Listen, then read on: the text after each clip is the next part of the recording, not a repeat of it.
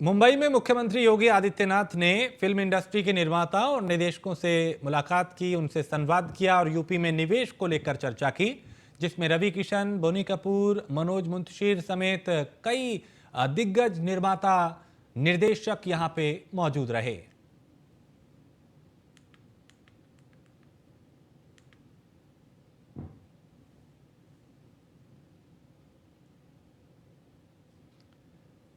तो मुख्यमंत्री योगी आदित्यनाथ मुंबई के 2 दिवसीय दौरे पे, आज उनके दौरे का दूसरा दिन। इस दौरान उन्होंने कई उद्योगपतियों से भी बात की, मुलाकात की, संबोधित उन्हें किया और फिल्मी जगत के जुड़े हुए भी कई दिग्गजों से संवाद किया। और मुख्यमंत्री योगी आदित्यनाथ ने यूपी को नए भारत का विकास इंजन और $1 ट्रिलियन की अर्थव्यवस्था बनाने के लक्ष्य के साथ मुंबई की अपनी 2 दिवसीय यात्रा के तहत बैंकिंग, वित्त और उद्योग जगत के दिग्गजों से मुलाकात की, उनसे संवाद किया। सीएम ने बैंकिंग और वित्त क्षेत्र के देश के अधिकारियों और उद्योगपतियों से भारत के सबसे अधिक आबादी वाले राज्य उत्तर प्रदेश के विकास में भागीदार बनने का आह्वान किया। मुंबई के ताज होटल में आयोजित कॉन्फ्रेंस में मुख्यमंत्री ने संबोधित करते हुए बताया कि उत्तर प्रदेश निवेश के लिए सबसे सुरक्षित राज्य है।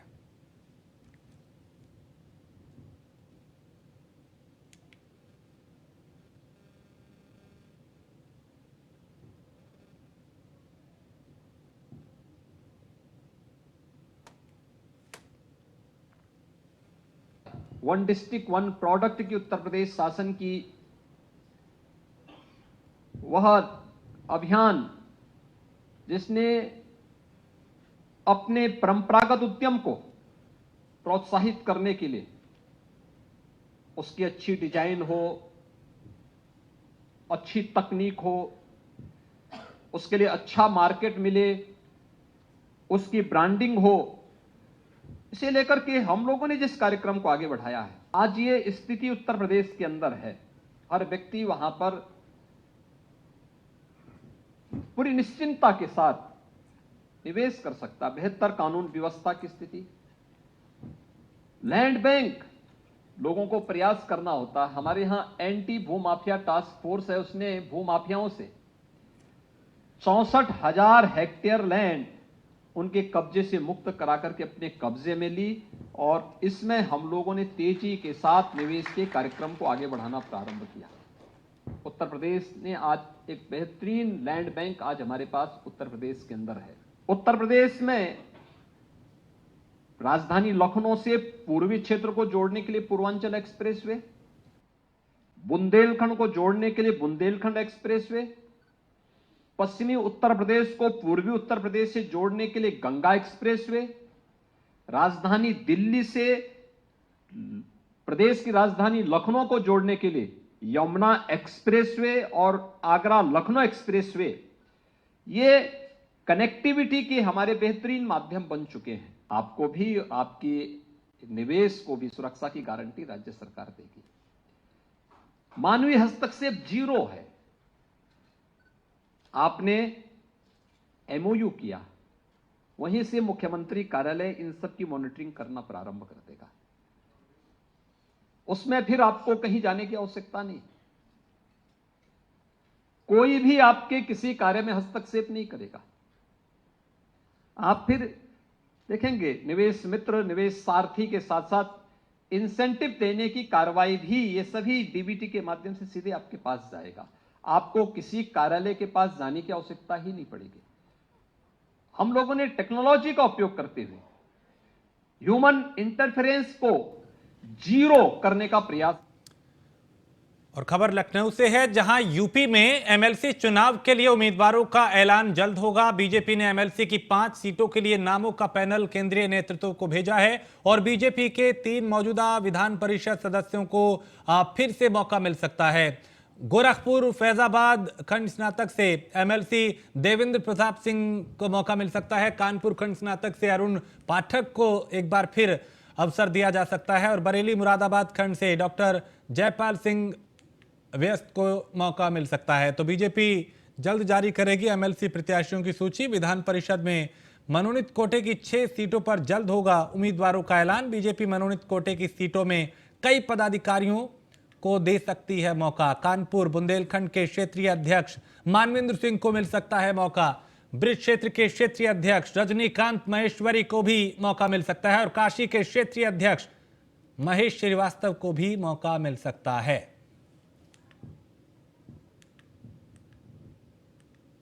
तो प्रदेश महामंत्री अमरपाल मौर्य को भी अवसर दिया जा सकता है। इसके अलावा प्रदेश उपाध्यक्ष प्रकाश पाल संतोष सिंह और ब्रिज बहादुर को भी मौका मिल सकता है।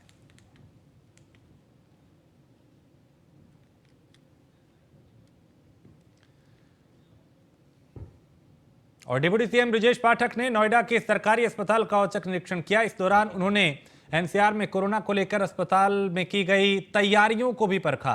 डिप्टी सीएम ने कहा कि बहुत जल्द अस्पताल अपनी नई इमारत में शिफ्ट हो जाएगा। डिप्टी सीएम ने कहा कि कोरोना को लेकर तैयारियां पूरी हैं। उन्होंने कहा कि यहां 9 एक्टिव मरीज हैं और कहा कि कोरोना को लेकर हमारे पास पूरे संसाधन मौजूद हैं। यूपी में कोरोना को लेकर जांच का दायरा लगातार बढ़ाया जा रहा है।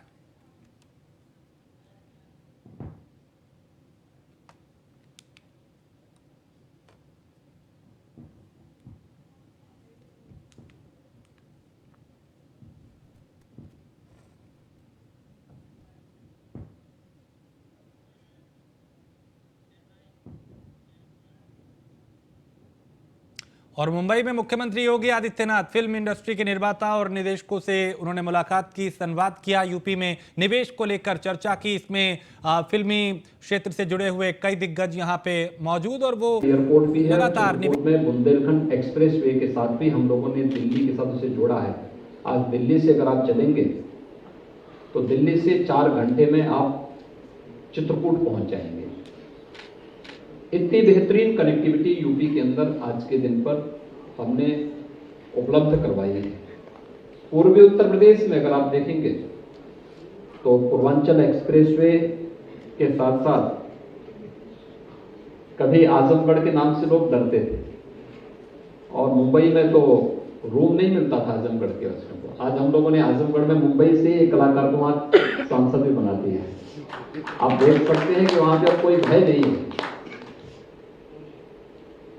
स्वागत यानी ये चीजें दिखती हैं। पूर्वांचल एक्सप्रेसवे आजमगढ़ से होकर के जा रहा है। आजमगढ़ में आप लोग सुरक्षित हैं और आजमगढ़ से आने वाला व्यक्ति भी कहीं जाता है तो उसको संदेह की निगाहों से नहीं देखा जाता है। उत्तर प्रदेश का जो तराई का क्षेत्र है उसमें हमारे तमाम नेशनल पार्क हैं। आज से नहीं, सैकड़ों वर्षों की विरासत उसके साथ जुड़ी हुई है। बुंदेलखंड में किले ऐतिहासिक पृष्ठभूमि से जुड़े थे। फिल्म शूटिंग के लिए सभी कनेक्टिविटी की जो सबसे बड़ी आवश्यकता है, सुरक्षा के साथ साथ कनेक्टिविटी, यह भी उत्तर प्रदेश के अंदर आप सबको प्राप्त होगी। उत्तर प्रदेश ने कला के क्षेत्र में किसी कालखंड में बहुत बड़ा योगदान दिया था, आज भी दे रहा है। और उस विरासत को संरक्षित करना, उसे प्रोत्साहित करना, इसे हम अपना दायित्व समझते हैं। और उसी दायित्व के तहत जब मैं यहाँ मुंबई में मेरा आना होता है तो मैं प्रयास करता हूँ कि सभी इस फील्ड से जुड़े हुए जो महानुभाव हैं उन सभी के साथ एक संवाद का कार्यक्रम जरूर बने। और उत्तर प्रदेश में फिल्म सिटी के निर्माण की भी जो हमारी प्रवर्तमान कार्यवाही है ये उसी का हिस्सा है। मैं चाहूंगा कि आप लोग उसमें रुचि लें, उत्तर प्रदेश में है फिल्म सिटी कैसे होनी चाहिए। आज की जो चैलेंजेस हैं, आने वाले 50 और 100 वर्षों के अंदर टेक्नोलॉजी कहां जाने वाली है, उस चुनौती के लिए हम अभी से अपनी तैयारी कर सकें। और उसके लिए स्टेट गवर्नमेंट भी पूरा सहयोग आपको करेगी, हर प्रकार से उसे आगे बढ़ाने में योगदान देगी। हम आज वर्तमान के साथ साथ भविष्य की उन चुनौतियों के साथ अगर अपने आप को अभी से ढालना शुरू करेंगे तो उत्तर प्रदेश की जो फिल्म सिटी के निर्माण की कार्रवाई, और ये फिल्म सिटी हम वहां पे बना रहे हैं जहां से मथुरा की दूरी, मथुरा, वृंदावन, बरसाना, नंदगांव, गोकुल, ये सभी दूरी आधे घंटे से पौन घंटे की सड़क यात्रा से आप तय कर सकते हैं। एशिया का सबसे बड़ा एयरपोर्ट जेवर इंटरनेशनल एयरपोर्ट हम वहीं पे बना रहे हैं। यानी फिल्म सिटी से 10 मिनट की दूरी में आपको इंटरनेशनल एयरपोर्ट मिलेगा। दिल्ली इंटरनेशनल एयरपोर्ट की दूरी वहां से आधे घंटे से 45 मिनट की दूरी में हम कनेक्टिविटी देंगे, मेट्रो की कनेक्टिविटी देंगे, 4 लेन की कनेक्टिविटी हम वहां से देंगे। बहुत सारी सुविधाएं हम वहां पर देने जा रहे हैं और इस संबंध में हमारा कोई अनुभव नहीं है। इस फील्ड में आप लोगों की विशेषज्ञता है। किसी ने कोई एक्टर के रूप में, कोई प्रोड्यूसर के रूप में, कोई किसी अन्य रूप में अपना योगदान दे रहा है, तो स्वाभाविक रूप से उन चुनौतियों के बारे में भी आप ही जानते हैं और उनकी समस्या कैसे होनी है, उस समस्या के समाधान का मार्ग भी आप ही को सुझाव देना है। आप सबने बहुत अच्छे सुझाव यहां पर दिए हैं। उन सभी सुझावों को हमारी टीम ने नोट भी किया है और उनका हम समाधान भी करेंगे। मेरे सामने कुछ चीजें सामने आई थी, जो बातें आई हैं उसमें खासतौर पर एक तो जो वेब सीरीज में जो प्रदेश में पिछली बार भी मेरे सामने बार बार आ रही थी कि जो हमारी फिल्म पॉलिसी है यूपी की, उसमें भी वेब सीरीज जो प्रदेश में निर्मित होने वाली वेब सीरीज है उसमें भी हम लोग प्रदेश में जो सब्सिडी यूपी के अंदर हम देते थे तो उसमें भी हम 50% तक सब्सिडी देने की कार्रवाई को आगे बढ़ाने जा रहे हैं और उससे काफी कलाकारों को उससे लाभ होगा। वेब फिल्मों के लिए भी हम लोग प्रदेश में जो लागत का 25% तक की छूट हम उसमें उपलब्ध कराने की दिशा में कार्य करने जा रहे हैं। स्टूडियो और लैब्स के लिए भी प्रदेश में हम लोग 25% तक छूट स्टेट गवर्नमेंट की तरफ से सब्सिडी के रूप में उपलब्ध कराने के कार्य को हम लोग बहुत शीघ्र उसको संशोधित करने जा रहे हैं और उसका लाभ उत्तर प्रदेश में कोई भी डायरेक्टर, एक्टर और प्रोड्यूसर इसका लाभ उत्तर प्रदेश के अंदर ले सकता है इस फील्ड में आकर के। उत्तर प्रदेश में हम लोगों ने जो हमारा संस्कृति विश्वविद्यालय जो एक कॉलेज था, इंस्टीट्यूट था, उसको हम स्टेट का हम लोगों ने उसको एक यूनिवर्सिटी के रूप में हम लोगों ने बदल दिया है और वहां पे हम लोगों ने कोई यूनिवर्सिटी भी वहां काम करनी शुरू कर दी है। आजमगढ़ में आजमगढ़ की जनता ने एक भोजपुरी फिल्म एक्टर को वहां से सांसद बना के भेजा, तो वहां हम एक संगीत महाविद्यालय वहां भी बनाने जा रहे हैं और संगीत महाविद्यालय हरिपुर गांव में देने जा रहे हैं। हरिपुर एक ऐसा घराना है आजमगढ़ का जिसने वादन, गायन और नृत्य तीनों विधाओं में परंपरागत रूप से उस गांव, पूरा गांव ही उस परंपरा के साथ जुड़ा हुआ है। ये हरिहरपुर गांव है, तब आजमगढ़ से जुड़ा हुआ है, लेकिन तबाह हुआ था।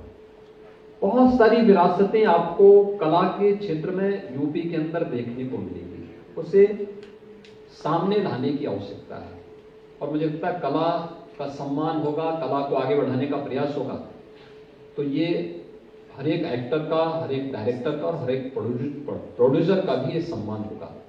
और मुझे प्रसन्नता हुई कि आप सब ने इसमें रुचि ली है। उत्तर प्रदेश में जो फिल्म सिटी से जुड़ी हुई जो कुछ बातें थी, जिसके बारे में यहाँ पर अभी हमारे जो उत्तर प्रदेश के औद्योगिक विकास के आयुक्त ने प्रारंभ में भी अपनी बात को यहाँ पर कहा था, जिसमें हम लोगों ने बहुत सारी चीजें यहाँ पर उपलब्ध करवाई हैं और हम लोगों का प्रयास है कि ये ऐसी चीज बने कि जो वास्तव में देश और दुनिया के लिए यूनिक हो और उस दिशा में आप सबके महत्वपूर्ण सुझाव हमारे लिए महत्वपूर्ण होंगे, बहुत उपयोगी होंगे। उत्तर प्रदेश की दृष्टि से, फिल्म इंडस्ट्री की दृष्टि से, एक्टर, डायरेक्टर और प्रोड्यूसर की दृष्टि से भी और बहुत महत्वपूर्ण होंगे। और इसके लिए मैं आप सबके उन महत्वपूर्ण सुझावों को जिन्होंने नोट कराया है उनका भी, बाकी आप लिख के भी भेज देंगे हमारी फिल्म बंधु के पास, तो हम उन सबका भी स्वागत करेंगे।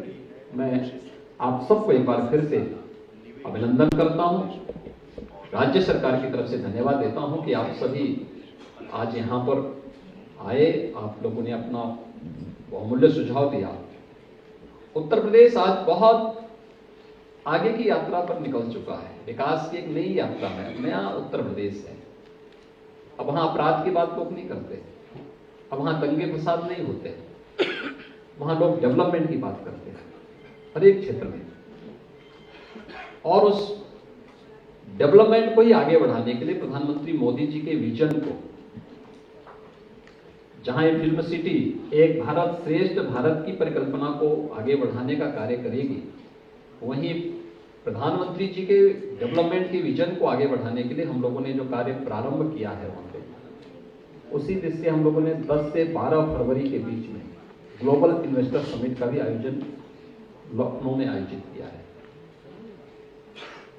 वैश्विक व्यापारिक समुदाय इस अवसर पर आएगा। मेरा अनुमान है कि 10 से 15 हजार की संख्या होगी और एक बहुत बड़ा इन्वेस्टमेंट यूपी के अंदर होगा। इन्वेस्टमेंट वैसे ही नहीं आता है, उसके लिए सबसे पहली सुरक्षा चाहिए। नौकरशाही के किसी भी प्रकार के अनावश्यक हस्तक्षेप से मुक्ति चाहिए, पारदर्शी कार्य पद्धति चाहिए, लैंड बैंक चाहिए। और संयोग से आज उत्तर प्रदेश ने सभी चीजों को अपने साथ जोड़ दिया है।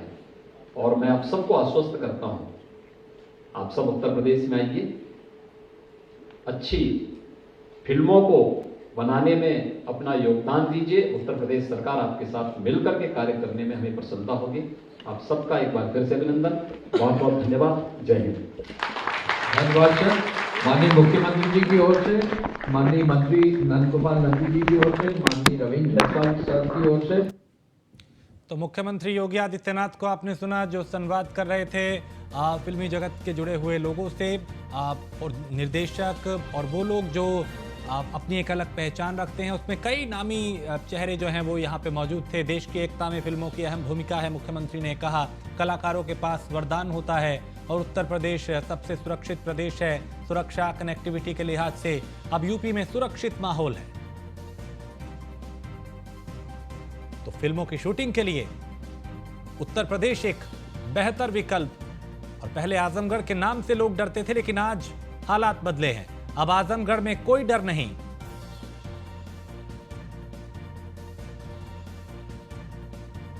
तो हमने आजमगढ़ से एक्टर को सांसद बनाया। समाज में फिल्मों का बड़ा योगदान। और बलिया के मालदेपुर मोड़ चौराहे पर युवा चेतना के तत्वाधान में मकर संक्रांति समारोह 2023 का आयोजन हुआ। और इस समारोह में इसका उद्घाटन करते हुए युवा चेतना के राष्ट्रीय संयोजक रोहित कुमार सिंह ने कहा कि भारतीय संस्कृति और सभ्यता के संवर्धन के लिए हमारा अभियान जारी रहेगा। रोहित कुमार सिंह ने कहा कि मकर संक्रांति मिलन समारोह के माध्यम से समाज के सभी वर्गों को एक मंच पे लाने का हम कई साल से प्रयास कर रहे हैं और संगत पंगत के माध्यम से समृद्ध समाज का स्थापना करना है। प्रधानमंत्री मोदी के नेतृत्व में भारत विश्वगुरु बनने की ओर बढ़ चुका है। रोहित कुमार सिंह ने कहा कि परिवारवादी शक्तियों के खिलाफ युवा चेतना आम जनमानस को एकजुट कर भारत के विकास के लिए प्रयत्नशील है।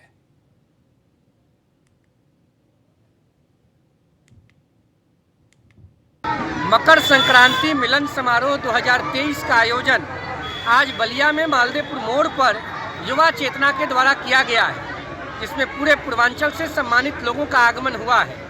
दही चूड़ा सब्जी गुड़ तिलकुट के साथ आज जनता का अभिनंदन हम लोगों ने किया है। भारत की संस्कृति और सभ्यता के संवर्धन हेतु आज से हम लोगों ने लगातार कार्यक्रम चलाने का संकल्प लिया है। हम लोग नए वर्ष का शुभारंभ मनाने का भी प्रयास कर रहे हैं। हम चाहते हैं कि भारत विश्वगुरु के रूप में स्थापित हो।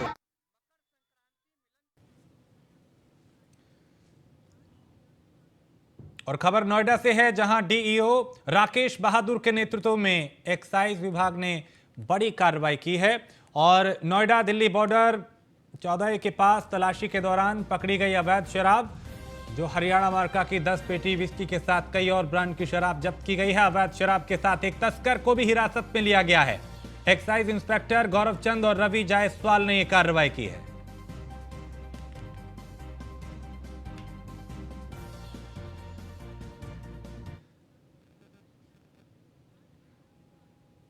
तो यहां पे अवैध शराब को पकड़ा गया, एक शख्स को भी हिरासत में लिया गया। अब उससे पूछताछ की जा रही है कि कहां से इस शराब को ला रहा था और कहां पहुंचानी थी।